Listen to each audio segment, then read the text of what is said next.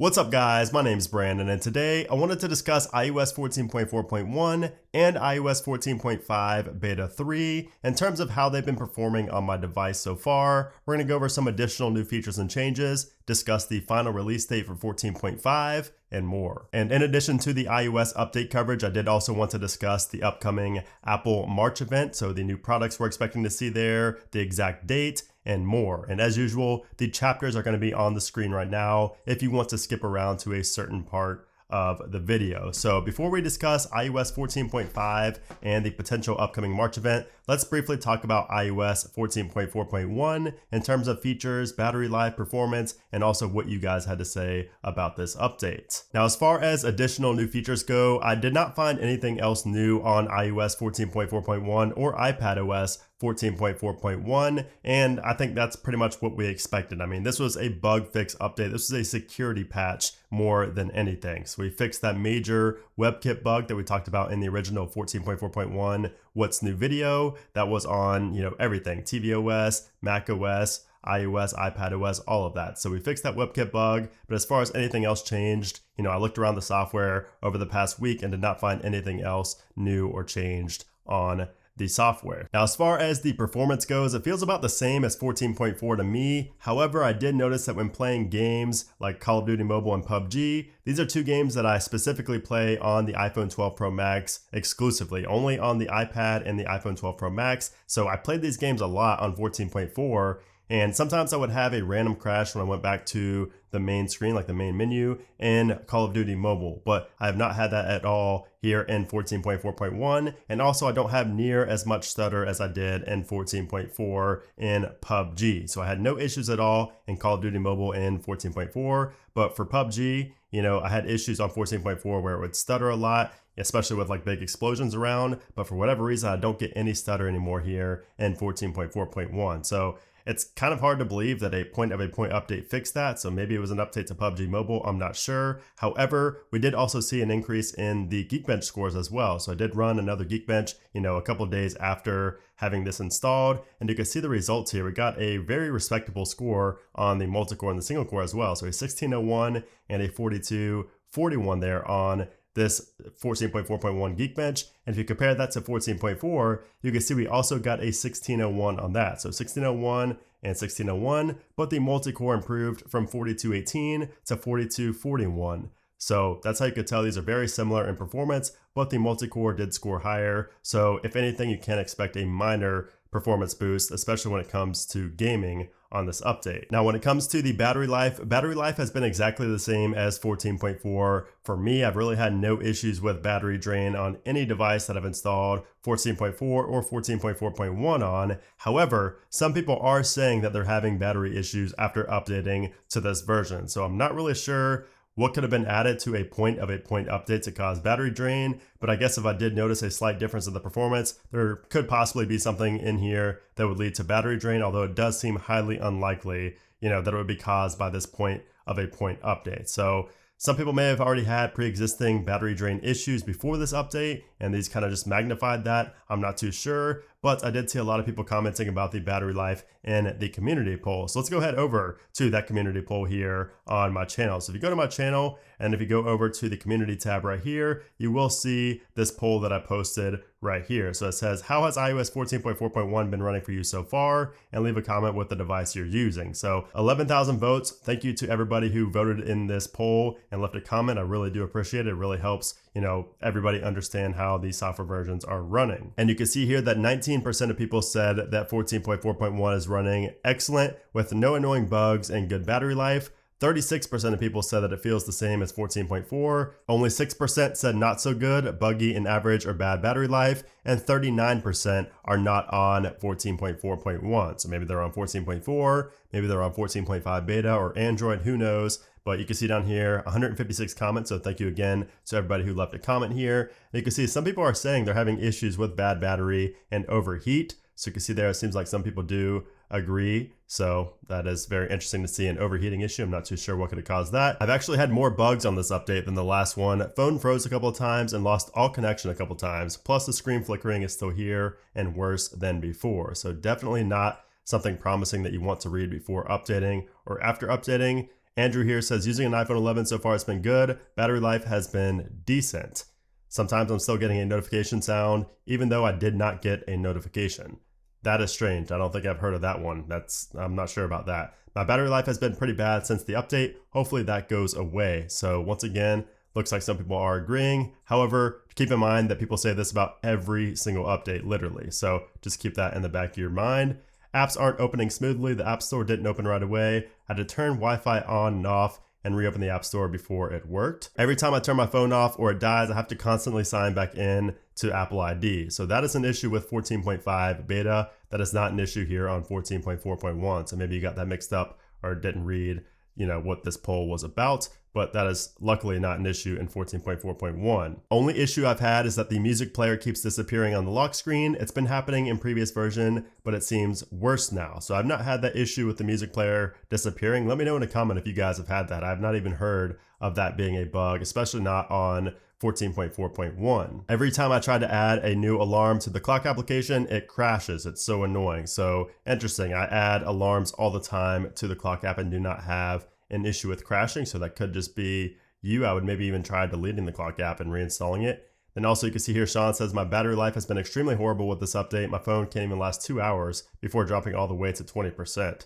So that's interesting. He does have a 7 Plus, so it could be an issue with that battery, not necessarily the update. So thank you again. If you guys want to read all the comments, you can right here. I do read every single comment. Of course, I'm not going to cover them all here in this video, or you'd be sitting here for a couple of hours. But yeah, thank you again to everybody who voted there. And it seems like a pretty mixed result on 14.4.1. Seems like some people are having battery issues. Some people are having a pretty much exact same experience as 14.4. But anyways, let's move on to talk about 14.5 beta 3. So this is the latest beta on the upcoming iOS 14.5. We'll talk about when that's going to be out to the public later on. But first, I want to cover some additional new features and changes in this update. And the first one is actually inside of music, and you'll see it there right away. So now it appears that artists can have animated profile pictures. Like when you go to an artist page, it used to just be a still photo there. Now it is completely animated, and I really love this. It really makes the whole application, it started with album covers. We would see that a lot, or single covers, you would see animated album artwork. But now for actual artist pages, it's really cool to have the animated art right there. And I did not see this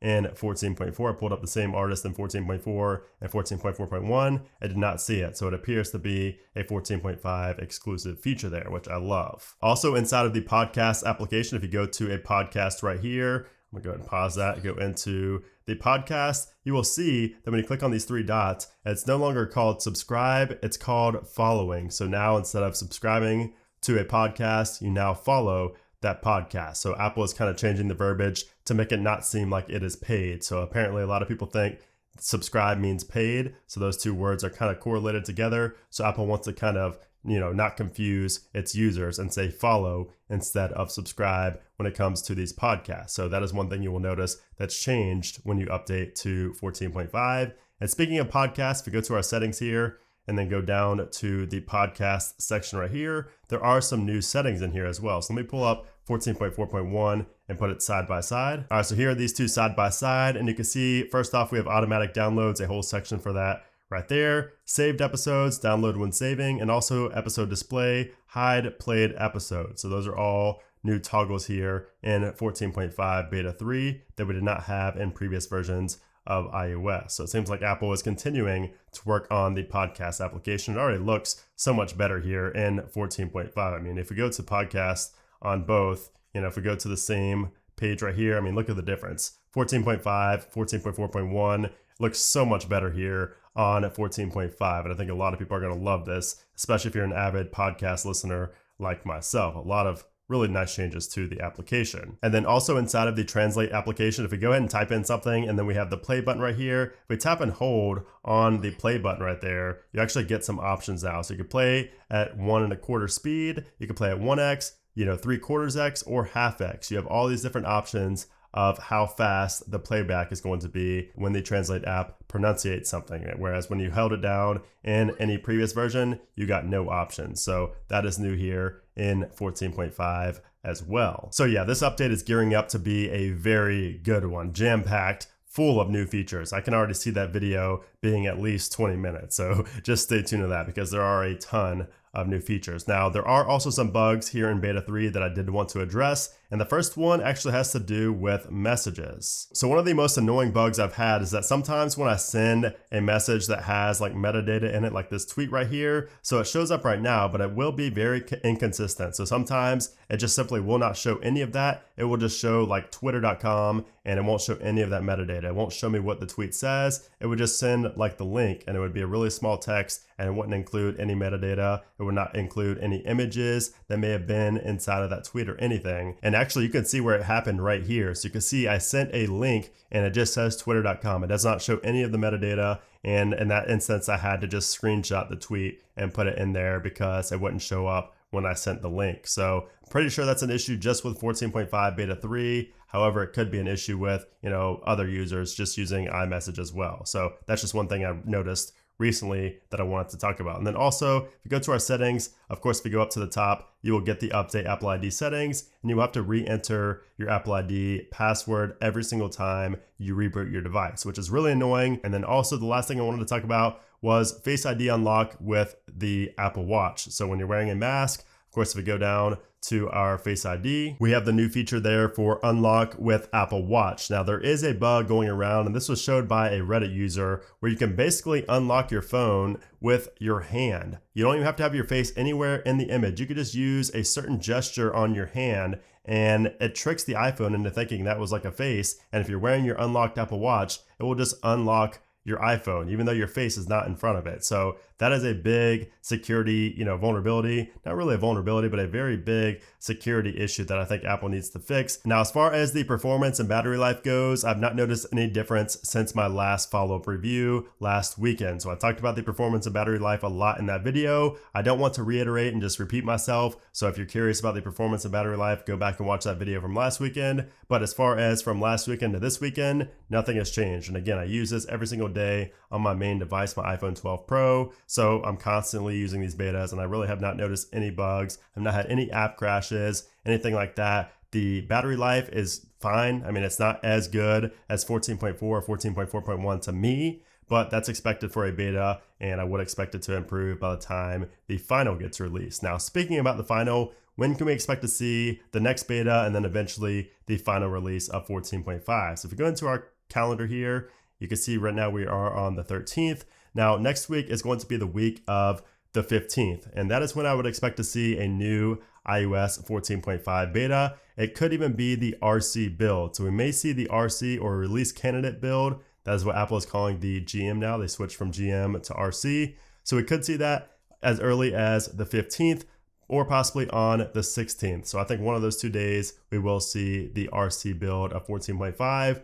There is also the possibility of that just being beta 4. So we'll have to wait and see. And then the following week is when we could expect to see 14.5 final, because the 23rd is when Apple is rumored to be holding a new event. So we're going to possibly be seeing an Apple March event. And I did also tweet out all of this as well. I basically just said exactly what I told you in this video. So if you guys are not following me over on Twitter, make sure you are going ahead and following me over there. I do talk about this stuff in advance before I get it up here on YouTube. So yeah, speaking of that March event, let's talk a little bit about that March event. Now, I do have a full video coming that is going to be dedicated to the rumored products like the AirPods and the iPad Pro coming at this March event. So I will have a separate video going over the details, but I still wanted to talk about it just a little bit at the end of this video. So yeah, so the same date has been rumored by numerous credible leakers as March 23rd. So we can expect a March 23rd, which is a Tuesday,